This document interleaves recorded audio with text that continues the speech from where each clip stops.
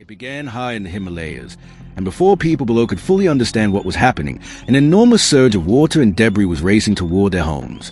On Wednesday, August 26, part of northern Nepal was struck by a devastating flash flood unlike anything many residents expected to see. The water and debris came violently through the mountain valleys, surging into communities along the rivers and turning familiar roads into raging channels of mud and water. Bridges were torn apart. Roads disappeared beneath the flood. Homes, schools, vehicles, and infrastructure were overwhelmed as the rushing water pushed deeper into populated areas. And what made the disaster even more terrifying was a confusion at the beginning. There was no ordinary scene of relentless rain giving people an obvious warning.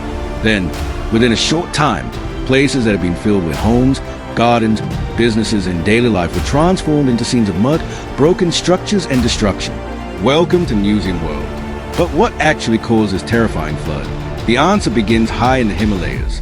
According to scientists and disaster officials, a major section of glacier ice and rock collapsed in the mountainous region near the Nepal-China border.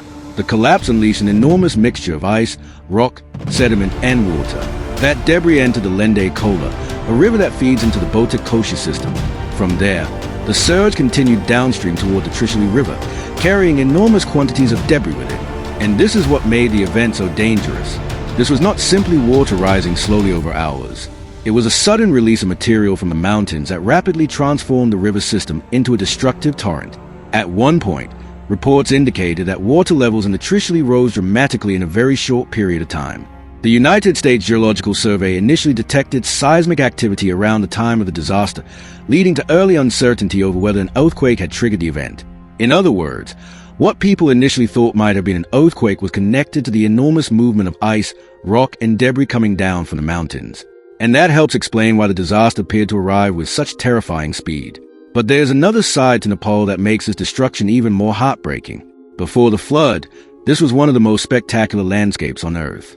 The Himalayan mountains rise dramatically above deep valleys, their enormous peaks creating a landscape that has drawn travelers, trekkers, and pilgrims from around the world. From the air, the region can look almost unreal. Massive mountains stretch toward the horizon. Rivers cut through green valleys.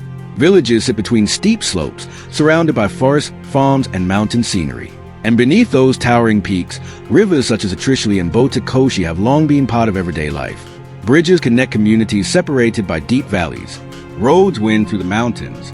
Small settlements and towns sit along the river corridors, creating a striking contrast between human life and the enormous Himalayan landscape surrounding them.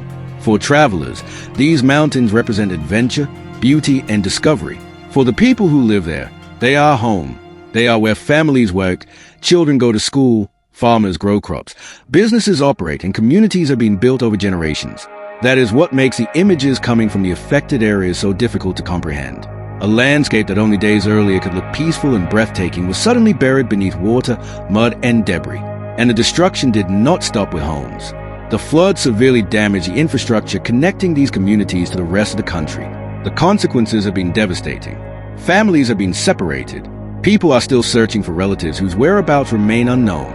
Rescue teams have had to work through damaged roads, destroy bridges, and difficult mountain terrain to reach affected areas. Helicopters have become essential in places where normal transportation is no longer possible.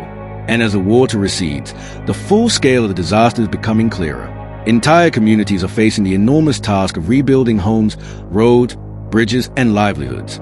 For many families, the immediate question is not simply how to rebuild, but whether their missing loved ones will ever be found. This disaster has changed the landscape of parts of Nepal in a matter of hours. A region known around the world for its extraordinary mountains and beautiful valleys is now confronting one of its darkest moments. And with rescue operations still underway, the story is far from over. Our thoughts and prayers are with the people in Nepal, the families waiting for news, the rescue teams working through unimaginable conditions, and everyone affected by this devastating disaster.